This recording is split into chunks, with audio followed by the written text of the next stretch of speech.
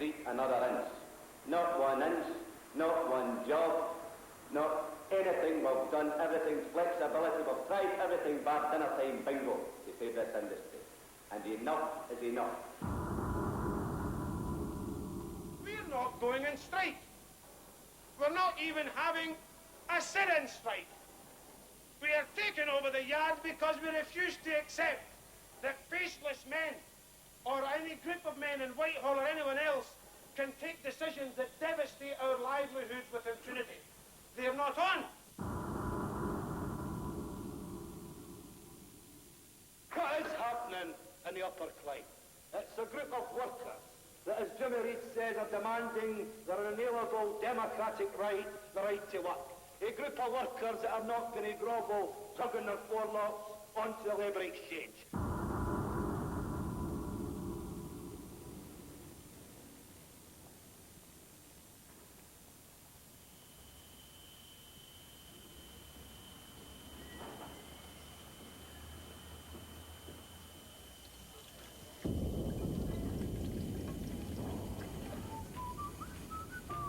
Men still build ships on Clydeside, but there's a lot fewer of them these days. Fierce pride in their craft skills has given way to a dour determination simply to survive. Shipbuilding once cast its spell over the whole river. Ships linked continents. They were the platforms from which wars were waged. Ships are still the stuff of boys and old men's dreams.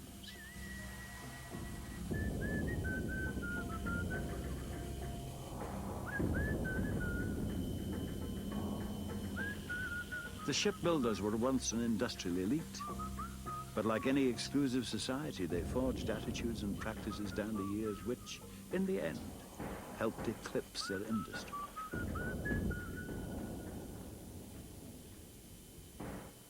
It's a very traditional industry.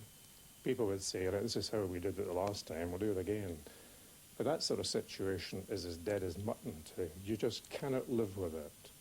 I mean, I've got to look outside even today, and we think we are getting pretty smart. There are young engineers in this yard today who are still turning around and saying to the old diehards, but why are we doing it this way? Why can't we change it? I mean, this is where you get this fresh air blowing between the ears, which I love. The orders are not there as they once were, so we're in a far more competitive market than we ever have been. So really, we've got to cut away the dead wood. Talk about dead wood, it's not just early paid, we're talking about better management within it. The problems, I think, at shipbuilding have just been down to bad management in the past, so hopefully we're now addressing that. I think the greatest challenge has been, in fact, persuading the management, supervisors at foreman level and managers at quite a senior level, that what we are attempting to do is worthwhile. I wouldn't see it as revolutionary, but it's certainly a big change from what went before. Obviously, at the one end there have been some casualties of people who just can't accept that and have decided that they want to take early retirement. At the other end, I'm very glad to say we have a number of people still in very key positions who have been persuaded or have persuaded themselves that their experience is being sought and that it is in fact a better way of building. What I'm saying is the work had been achieved in the earlier workstation, i.e. north-south 40 tonne, we would have straight on and painted the area and actually had a progress insulation. No, I don't agree with you. Well, that's what the philosophy of in the past. Okay. We've missed out work that we should have achieved in a previous workstation. We're looking for better and better information, and generally these meetings I feel are a kind of conflict of really what we're asking for and what we're getting in certain respects. But certainly we don't have the laxity of sort of leaving things tomorrow, what we maybe could do today. We're certainly we're tied fairly heavily to programmes, and at the end of the day we've got to meet them, so it becomes fairly hectic. We've done some overhead in the past. We're talking about throwing seats onto the deck and the overhead. We've done it before. I don't think it's particularly... Right, we turn it over on Wednesday. Right, as soon as it's turned over, you get your buds on it. That's what we did last time with this bloody unit. We had it lying there. Right, it lied there for months, and we never done anything to it. And there was tons he could have done on it. It's not going to happen this time. We've got the day and night shift, right? The availability of parts has been done through the vents and the pipes for that unit. Let's do it. I'm mid-20s. I've come in. I feel I offer that kind of dynamism. I hope it's dynamism and not just headless chicken variety, sort of running about daft. I would hope that I can offer a fresh look at ideas, be open-minded, have a complete willingness to change. We've got to communicate up and down the structure and bring the workforce with us. I think in the past the workforce have been treated very much separate, and management have dictatorially pushed ideas and tasks down to them. I would like to think that the management's changing for the better. The industry's changing, whether we like it or no. Old methods that we used before are dying out. I mean, we're now in a situation where we use new technology. We're using, virtually, we're using high tech. There is no point in messing about. So we really need people who are conversant in that type of thing. We didn't win the last round of orders for the Ministry of Defence. We lost it quite badly. And we were forced into the situation where we had to take a drastic reappraising. And there was no doubt that changes were required, not only in productivity but in attitude. I mean, basically we had played a role that was, to a certain degree, negative as far as, production methods and things like that were concerned. And we're trying to adopt a more positive attitude. We're trying to make the place more productive, more efficient. There's no place for, I think, the waste and the strays. It's not like this place. Our shipyards, it used to be like a big brew. It's not like that anymore. You've really got to put in a day's work.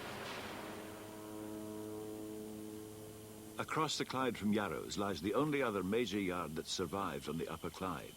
Now owned by the Norwegians Kvaerner, the Govan yard ought never to have outlived the 80s, but a determined local management pulled off a string of job-saving orders from as far away as China to see it through its years as part of state-owned British shipbuilders. Kvaerner bought the yard for £6 million in 1989. We came here basically for three reasons. First of all, we believe shipbuilding is definitely coming back. There will be a market in which we can make money. Second, Kvaerner has expertise in shipbuilding, and we like to maintain and apply that expertise. And thirdly, we think in the UK at the present time we can make money in shipbuilding, which in Norway costs are too high to do at this time. If Kvaerner is to have an efficient, dynamic yard, then it'll need to pay wages and working conditions commensurate with that. And so my view is that they'll end up being very efficient, they'll make money, that's what they're in business for, but they'll be paying the best wages and have the best working conditions in the industry. You can't have one without the other. What's the old saying? That if you pay peanuts, you get monkeys.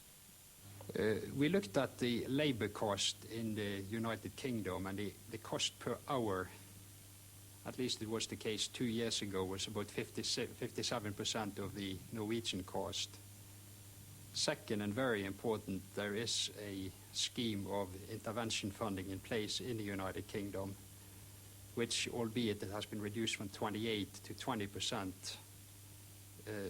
in way of direct subsidy, is still something which is not available in Norway. Lower unit labour costs and the ability to sell a £10 million ship for a subsidised £8 million were powerful carrots to tempt the Norwegians across the North Sea. But as the annual wage negotiations dawn, Kvaerner's management is about to uncover some deeply ingrained attitudes in its new Scottish workforce. Well, at the moment the proposals are to increase the skilled rate from £185 to £202, certain increases in night shift allowances, and a reduction in the working week from 39 to 37. In fact, a 4.5-day week. We were asking for 15%, the final percentage we've got is 9.2, but if you take the reduction in hours into account, it's actually 15% in that sense. Yeah. Well, first of all, we said, sorry, we can't, to the trade unions, we can't give you a 15% increase. However, we can give you something. But that's only on the basis of the fact that for that something, we've got to generate productivity improvements. We were losing somewhere in the region of about 180 production hours through an effective use of the working day. And when we talk about that, we're talking about the time it takes people to clock in the morning, to eventually get onto their ship, the time they stop for their tea, the time they have a tea break, the time they get back to work after the tea, the time they stop for their lunch and start back after their lunch, and the time they stop at the end of the day. And we estimated we were losing 1.5 to 2 hours a day during that process. The company are insisting that in exchange for the 37-hour week, and of course, again, to, as they say, to finance the wage agreement, there should be bill-to-bill working. In fact, there should be no tea breaks, although they have conceded that the workers can take their tea at their job. Well, we're not happy about ending the tea breaks, but however, that's the final proposal, and so therefore the workers, when they ballot, will decide whether or not to accept it. We have no objections to a guy stopping work and having a cup of tea. No objections at all. However, what we do object to as a company is that we're not going to support a tea break on the basis of a 45-minute break. If you want a 10-minute tea break, let's have it. For years and years before to get this tea break, and the conditions were bad enough then. But now we've got the tea break over 20 years ago. We want to keep it. I mean, the conditions in the yards alone are terrible, really, especially in the winter time. We've got to stand by what we think is right, and we think this, we've got a good case here. Through the years we fought for all these meal breaks, and now they want to take them off us now, you know. Like 40 years ago, 50 years ago, we've more or less thrown away everything we fought for over the past 50 years.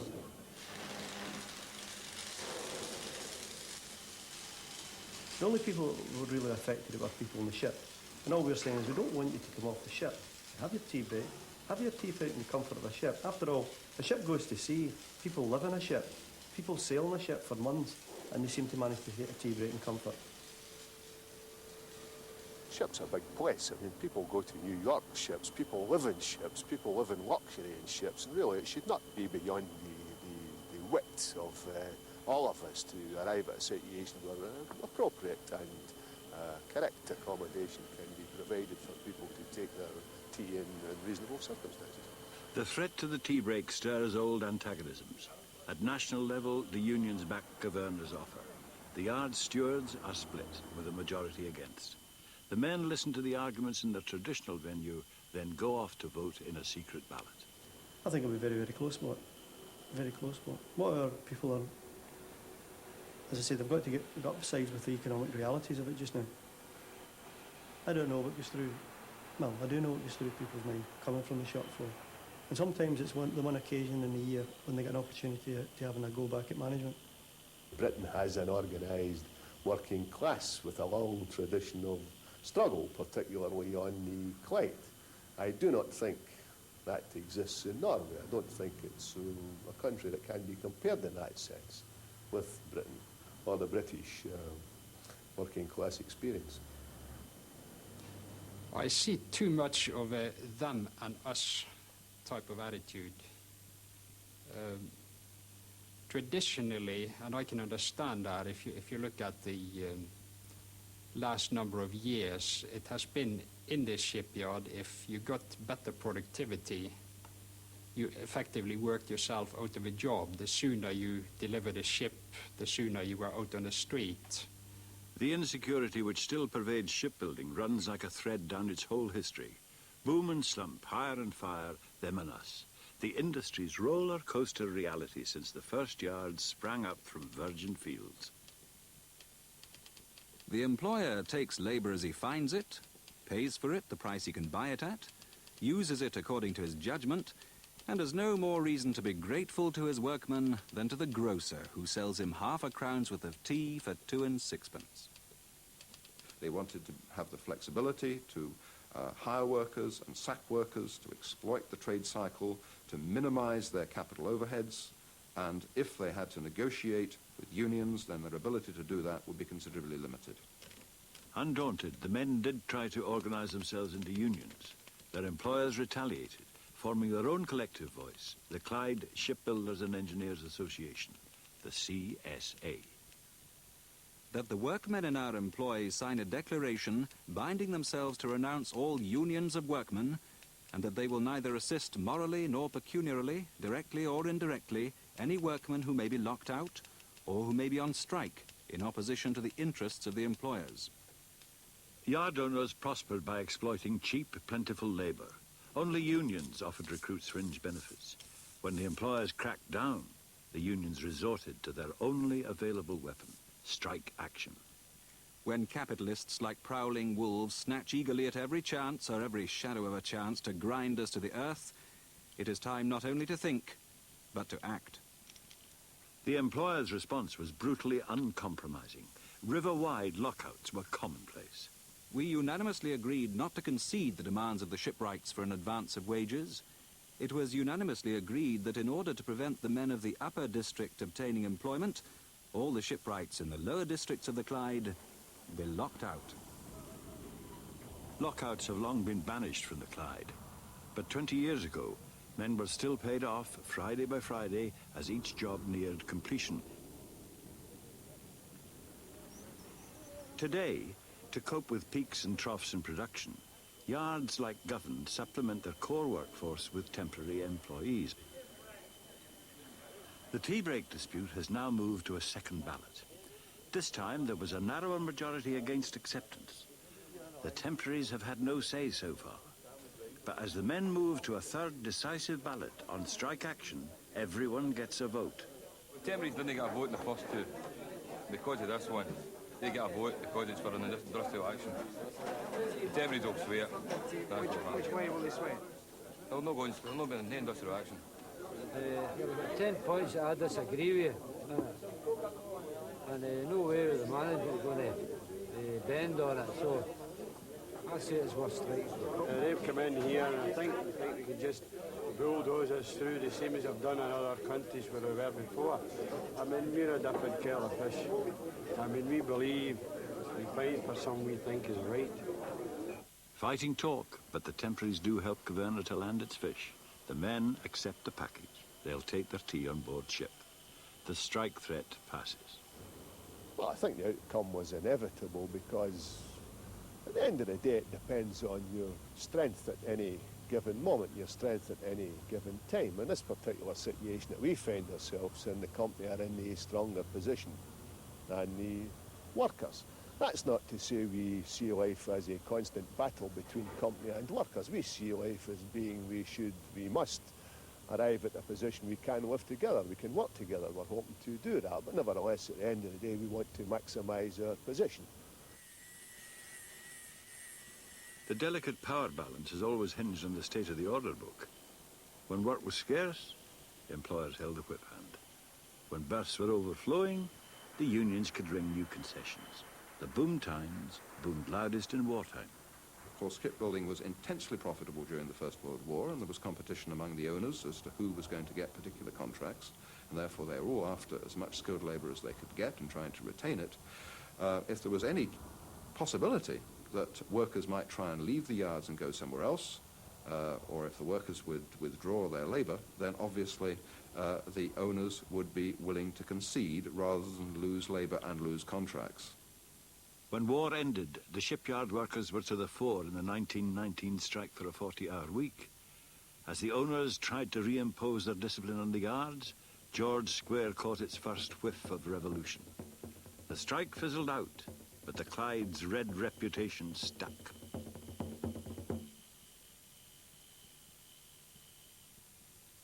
In the early 20s, owners and men were at each other's throats. But the whole industry was to be the loser in the protracted slump which followed. The shipbuilding employers drastically cut the labour force. The labour force went down in shipbuilding between 1920 and 1922 from 63,000 to 18,000. Men who didn't lose their jobs had their wages savagely cut.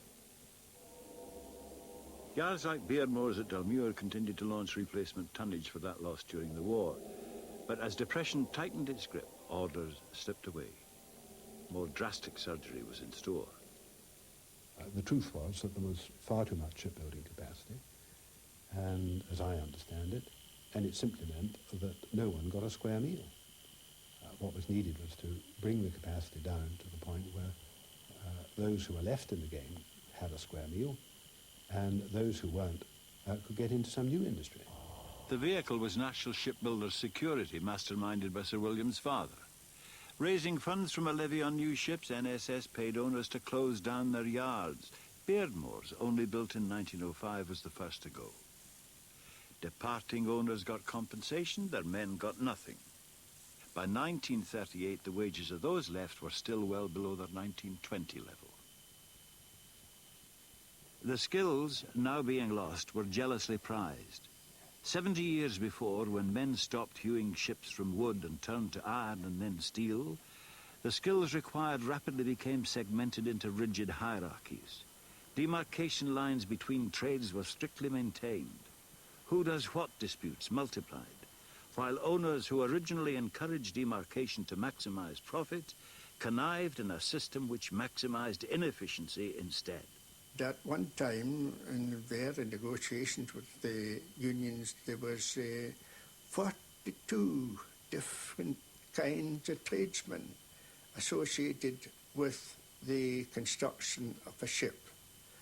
And it's only in the last few years that we've had this sort of merging a bit of trades. In the 30s, the issue came to a head when a new technology, welding, threatened to depose the king of shipyard tradesmen, the riveter.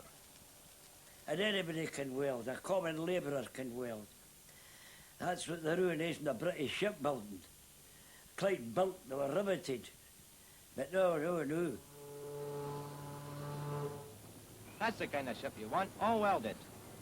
Oh, wow, you man. There's nothing to beat a riveted ship. That's only a glorified spam can. Wouldn't bring that to jury. Well, trade unions were divided. You must understand that trade unions were not, in spite of what some people would say, a radical organisation. They were protective institutions, and they grew up out of historically old craft guilds, and so therefore they protected their own to the exclusion of everyone else, including their fellow workers. War brought a welcome escape from the long slump. Yards were busy again as Britain rearmed. The united determination to defeat Hitler fostered a new spirit of cooperation. Men and management agreed to drop some of their traditional hostilities and form joint yard committees to do their collective bit for the war effort. Has the yard committee thing about the full air and the tank yard? Yes, the committee has considered your complaint. And after a lot of discussion... The new committees were a government initiative, giving workers an unprecedented say in management decisions. But not everyone was happy. What the owners were particularly worried about was the degree to which the joint yard committees were starting to talk about problems of reconstruction after the war, and were talking about the need for a quite different horizon in terms of investment. The employers, of course, saw this as the beginning of some form of working class control over the industry, the beginnings of nationalisation that would in fact almost take place from below, and they were very, very unhappy about this.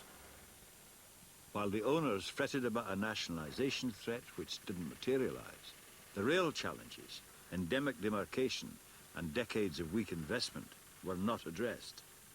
It's easy to talk with hindsight about demarcation. In fact, with hindsight, what we should have done after the war is every shipbuilder should have got together and produced a new code to get people to work in a completely new fashion. It wasn't done, partly, I think, because the management was demarcation-minded as well as the workmen. In the 50s and 60s, when it was clear to a demented monkey that the industry faced serious problems and change was required, you know, it was very difficult to get workers to change the habits of a lifetime. You just don't take an old-fashioned situation and say, overnight, I'm going to change this lot. Bang, you're clever. If you do that in shipbuilding, you're a genius. We need one of those around. I haven't met one yet. We had a curious arrangement in our yard when we were building ships in the old-fashioned way, putting up the individual plates and all that sort of thing. The scaffolding was elected, in our case, by shipwrights. In every other yard, by labourers, controlled by a shipwright. And so I said to our shipwrights, look, our output is determined by the number of shipwrights. We haven't enough. Would you please let us take these shipwrights off putting up staging, become shipwrights? No. The result was that it killed it. It had the opposite effect. The various grades and work groupings and skills within the yard over the years had developed into something more akin to tribalism than trade unionism. And so therefore there was an economic militancy about retaining your differential, which could be quite internecine, it could be quite destructive. You could buy peace in a shipyard. It's a cynical thing to say, but it was perfectly true. An extra penny or twopence would buy you out of a lot of problems, but of course it put the cat amongst the pigeons in other yards. On the whole, we just accepted strikes as being a necessary part of shipbuilding. Whenever one could, one ironed out a problem, and you hoped that the problem would not crop up, or if it did crop up, that it would crop up in somebody else's yard and get sorted out there. Clydeside, the cradle of the finest ships in the world, is silent. No ships are being built and none repaired. As the post-war boom roared on, the unions went on the offensive over pay. The owners put up token resistance to strikes, but faced with little competition as yet, they solved their problems at their customers' expense. We got into the habit of building cost plus, and so the more the cost, the greater the plus. The ship owners were quite happy about this because they were making a lot of money too, and it meant that all their superintendents were able to have all the lovely little devices which they liked, and we both got ourselves into a habit of producing expensive ships. Not all union members are agreed about the wisdom of a strike. The arguments go on, but behind it all lies one ugly threat: foreign competition. We were very shaken as an industry when some of our owners started spreading their wings a bit and getting ships from Germany and Scandinavia, and eventually, of course, shock horror, from Japan. To begin with, everybody felt the Japanese were just going to produce rubbishy ships, cheap, and that they would not really give good value for money. But it was only as the realization came in that they were able to produce the same quality at a very much lower price, and a price which we could not compete with, that one realized that the future of the industry as it was just couldn't be. We never had a marketing director or anybody analysing the situation, which with hindsight, I think we should have had. And I think that may be true of most of the yards on the Clyde. During my spell as managing director, I myself went continental chasing. I was in Moscow twice. I was in all the Scandinavian countries looking for work. Never with any success, I may say. In the first 3 decades after the war, shipbuilding capacity worldwide expanded tenfold. Here, capacity and output stood still. Cosily complacent, our owners weren't hungry enough to rebuild their yards. If you imagine making something like a bulbous bow, which has got all sorts of convex curves on it, I mean, it's a really complicated piece of scientific shipbuilding. And I worked with these two guys because I had to make the templates for this, for the QE2. And I was working on I made the templates, and I went down and saw these two guys and I said, right, where are we going to make this? And they said, there it's there. And there was this huge, great mangle, driven by huge electric motor and massive, great big flapping belts. And on the side of that machine was the date 1894. And this was the 1960s, when we were supposed to be competing with the Japanese and the Koreans. In the 50s, when the merchant shipbuilders were very busy, it wasn't always easy to modernise at the same time as build ships. But quite a number of yards did modernise, in some cases maybe a bit too late. Yards which did invest faced an awesome task, trying to compete with showpiece facilities in Japan and elsewhere. Fairfields, now Gouverneur Governor, then nearly 100 years old, needed the industrial equivalent of a heart transplant. In 1954, I found a shipyard that was really coming to pieces.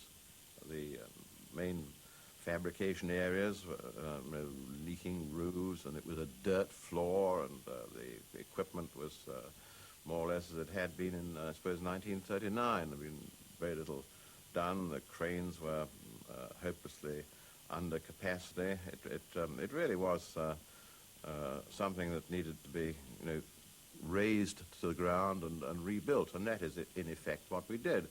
And because we had a full program of orders, it was quite difficult to do this and keep the flow of work going, and that's why it really took us 10 years.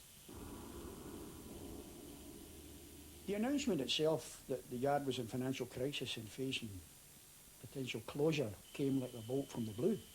Absolutely unexpected. No one had prepared us for that. In fact, I had been negotiating a wage increase for electricians only some 4 or 5 weeks previous, and nobody said, oh, by the way, we're closing down at the end of the month. So it had an absolutely devastating effect on us. The Fairfield bankruptcy was in fact very interesting and important because the collapse of what was one of the most up-to-date and certainly one of the most prestigious yards on not only on the Clyde but throughout the United Kingdom was something that gave everybody pause to consider. The psychological impact of the Fairfield collapse was profound. Some of the old Clyde emperors were revealed with their clothes in tatters. The Macmillan Tory government had already adopted a range of interventionist industrial policies. The new Labour administration under Harold Wilson was sitting on a wafer-thin majority. It could not afford to see Fairfields close. So a bold experiment in worker management relations, a testbed for fresh attitudes, run by a new breed of managers from outside shipbuilding, was launched. I think the key achievement was that they produced a whole new concept of industrial relations, one of consultation, cooperation, negotiation to your mutual advantage. In other words, instead of the confrontation as it had been in the past, they tried to introduce a feeling of partnership. We were able to convince our new employer that if we were offered something that we'd never had in our life before, i.e. continuity of employment, then all our so-called restrictive practices, which were in effect protectionist because we'd been under attack in the past, that if you're no longer under attack, then you can give up your protectionist attitudes and the demarcation issues would wither, as indeed they did, and maybe took a number of years, but they certainly did. To the traditional yard owners, what happened at Fairfields was a giant confidence trick. But in any case, the experiment wasn't given time to prove itself. The government had already commissioned an inquiry chaired by Ray Geddes to devise a survival plan for the whole UK shipbuilding industry. Geddes called for a fundamental yard rationalisation. On the Clyde, the remaining yards, including Fairfields, were to be amalgamated into Upper Clyde Shipbuilders. Geddes knows himself that I did not support his report and told him so. I'm not a believer of the bigger you are, the better you are. I think it's a complete fallacy. And as far as the Upper Clyde was concerned, Geddes suggested that 5 yards should come together. 3 were making losses. 1 was making ends meet, and the others were making a profit. Of course, the first pressure was to push the Lower Clyde into the Upper Clyde. Now, Upper Clyde Shipbuilders was probably insolvent from the day it was formed. And it certainly could not be in the interest of the Lower Clyde. And we had a long struggle to persuade the government of the day to allow the Lower Clyde, which was I think we all felt, well ahead in terms of working practices, never mind technology, to allow it to proceed independently. A lot of the money, or most of the funds, went into the yards that weren't doing all that well. I'm a believer in supporting success and not propping up failure.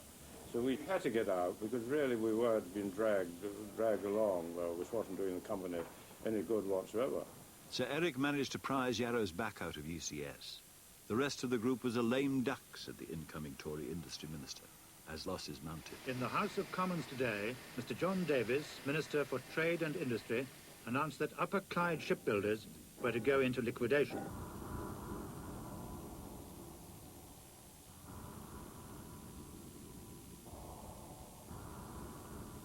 The man chosen as the Upper Clyde's undertaker believes the government shirked its responsibilities. It may seem curious now to contemplate that the sum that would have been required to pay all the trade creditors in full would have been something like less than £10 million, which nowadays seems a derisory sum of money. But it would have, on the government's part, have accepted a principle of moral responsibility in commercial enterprises in which they have intervened, that governments are reluctant to accept. In my view, they shouldn't intervene if they are not going to accept that sort of responsibility. But it was a 48% shareholder It had controlled the financial destiny of the company. It encouraged it to continue, removed the support, and denied moral responsibility. I think that was wrong. Within hours of Smith's appointment, the men had occupied the yards. These were heady times. Generations of shipyard workers had known in their hearts there were better, more efficient ways to build ships, but only in wartime and during the ill-fated Fairfields episode had genuine attempts been made to revolutionize attitudes. Now, with the Upper Clyde facing extinction, the work-in was all that stood between the men and life on the dole. You know, there were many of us who felt we knew how to run the shipyard better than the managers. That was an arrogance, of course. But for a short period of time, we had a certain element of authority and power, which we used very, very sensibly. There was no smashing up of machinery, there was no vandalism. It was all genuine dedication by ordinary people to save their companies. We were not arguing that forevermore we had the right to work in shipbuilding. We were arguing that people had the right to work and governments had the responsibility in a democracy to try and pursue economic policies that if an industry even was in decline, you've got to plan in phases decline and the development of other industries so that people should have the right to work. It was a spirit of Tom, Dick and Harry all working together to maintain something that they believed in. And that even broadened across to the realisation by managers and directors that when a shipyard closes, they could lose their job as well. This shared sense of insecurity did not extend in quite such urgent form to the Lower Clyde. There, the Scots and Lithgow yards had merged in 1967. The combined group enjoyed a strong order book for a time and sought to extend its product range. As crude oil carriers grew ever larger, Scott Lithgow tried to compete, despite their cramped berths, by building ships in two halves and welding them together after launch day. I played for the big ship. I reckoned that we were going to be, if the industry was declining, like anyone else, I wanted to make sure that we were the ones that didn't fall off the back. So, I played the big ship card, which in retrospect was a mistake, because the rest of the world was playing the big ship card, which produced tremendous overcapacity in building big ships. Upriver, the 14-month work-in eventually forced the government into a spectacular U-turn. A Texan oil company, Marathon, was persuaded to take over John Brown's as a site to build oil rigs, and the other yards were reformed into the heavily subsidised governed shipbuilders, centred on the old Fairfields yard. A Conservative government which 2 years before had wanted to let the market decide Clyde Shipbuilding's fate ended up supporting it more than ever. The incoming Labour government took the process to its logical conclusion. We want to emerge with a shipbuilding industry under public ownership, an industry that will be efficient, viable, able to stand on its own 2 feet. This will involve some hard decisions, but the government and you and I have to face the crisis that is approaching us in this industry, and we need this bill. It provided some job security for a short time, but within that it then began to at least bite on some of the problems of lack of coordination, lack of specialization, lack of managerial expertise, and to begin to see how this could be implemented. One of the great costs of that was that yards closed, jobs were lost, and the industry became more concentrated. And in the end, nationalisation, even the rationalisation element of it, wasn't able to sustain the industry given world conditions.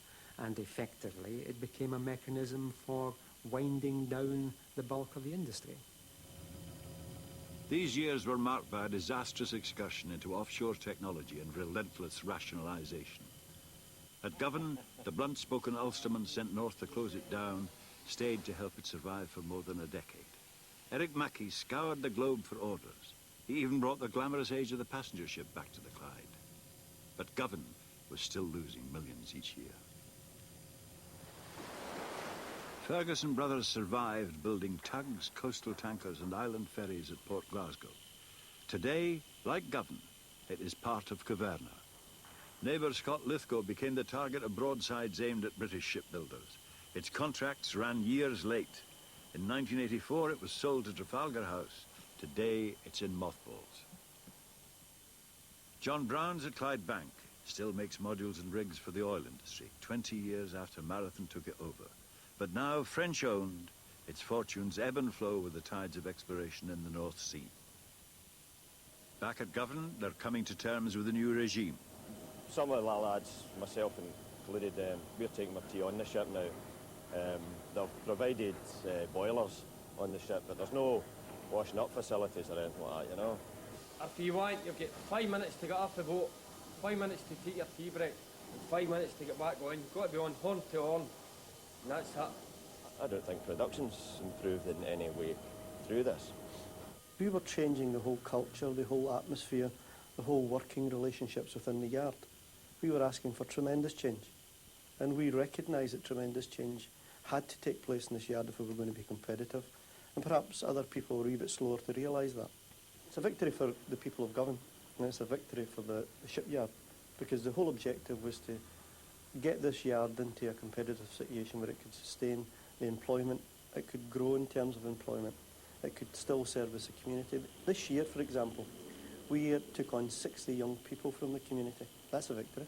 The victory, if any victory is ever gained from it, is that we still have a job, we still have an industry, and at the end of the day, the lads in that sense will always win, if you can call it victory or defeat. Just to exist is to win. It was never like this. It was never as bad as this before. I've never seen the morale of the men so low in here. And the guys aren't working what you would call up to the normal that they would work. I don't think it was a blow to anybody. You may have one or two people saying that, but perhaps looking at it from the wrong perspective. There's no other shipyard in this country, and perhaps in Europe, as an order book like us. So the community of Govan and the people in Govan can turn around and say, yes, that must affect morale. Say, yes, the shipyard's going to be there offering opportunities for 2,000 people till 1992. We are here to make money. We are committed to be here long term, and we are not easily put off even if we have short-term difficulties. Caverna tends to be a very persistent company with a long-term view. We are here to build ships on the Clyde for many, many years to come. The future holds no terrors for us. The only thing that can hold terror for us is indecisiveness, is living too much in the past and don't recognise that there is a future, and we should grasp that future. 10 years ago, the future looked horrific. We've came through that. We're very optimistic about the future. The yard redevelopment programme here, the £26 million redevelopment programme, we are well suited to build ships at the correct price for the world market. But I should say at the end of the day, it's not a yard in a sense. It's not modernisation, it's the people that work in it that make an industry. And quite clearly the Clydesiders are resilient, they're tough, and they will, if you like, take that opportunity to survive into the future. On the launch day of Caverna's first gas carrier, that survival instinct is once more put to the test. It's Friday. High tide is mid-afternoon, but the men now knock off at 1:15. We had a small group on shipwrights that in the last minute decided they did not want to work overtime. In fact, I would use as strong a word as blackmail. We had a demand in the last minute that we had to pay many times the overtime agreed in the agreement we just signed, and we of course refused to do so. We did a launch partly by using staff, but I'm glad to say the majority of the people we asked did in fact show up, and I think this is some of the old attitudes still shining through, if you like, and gradually I'm sure we will convince people that that is not the way to proceed with business.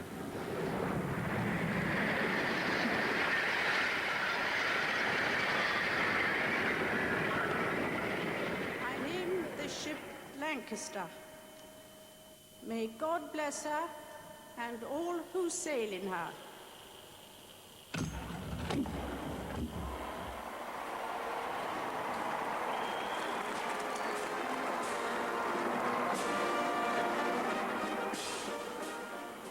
Only 2 new ships were Clyde built in 1990. Behind the euphoria of launch day, old realities still loom. In the last 10 years, we've spent over 50 million on this yard. That must give you some idea of what our confidence factor is in keeping the yard open and keeping people in Clydeside in business. That whilst there are still too many shipyards in the United Kingdom, I'm sufficiently parochial enough as far as Yarrows and Clydeside is concerned to expect that we have an ability to be one of the surviving companies. Inevitably that means there'll be other casualties. The only way we're going to not avoid being a casualty is quite simply for us to change our working practices, for people to actually participate in discussions about improving the working environment, the conditions, productivity, how we build the ships. So we have to get them to the discussion table, hold them there and work out a solution to our problems. There seems to be a trend amongst management at the moment that management's got the sole right to manage and that anybody else in the place doesn't have an opinion worth listening to. Now, unfortunately, some managers seem to take that to extremes, and it's not the case. If they do listen to people, they'll learn a lot. Very recently, the shop stewards in Yarrows put out a bulletin, which you might have been forgiven for thinking was written by management, very much along the lines that we are in a survival situation, that productivity has to change, we're going to have to accept that there must be significant change. And towards the end, it sent a message to management that we shouldn't think that this is a soft option, that they're there to be rode roughshod over. And I don't.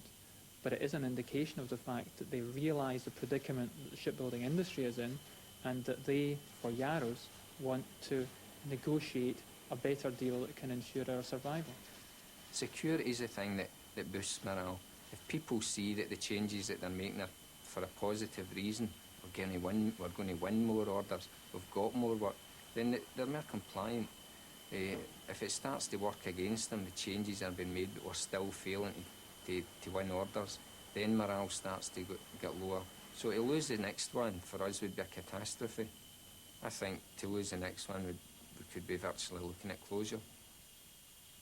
If I were to say to you, next year, what am I going to do? I would say very clearly and very positively to you, 1990, I can keep those 3,500 people in business, no problem. They'll be working overtime a lot. 1991, I don't get an order. I have a very singular problem. If nothing came in 1991, I'd be saying to you that my labour force will be cut by 1,000 people. Simple as that. That's the stark reality of shipbuilding.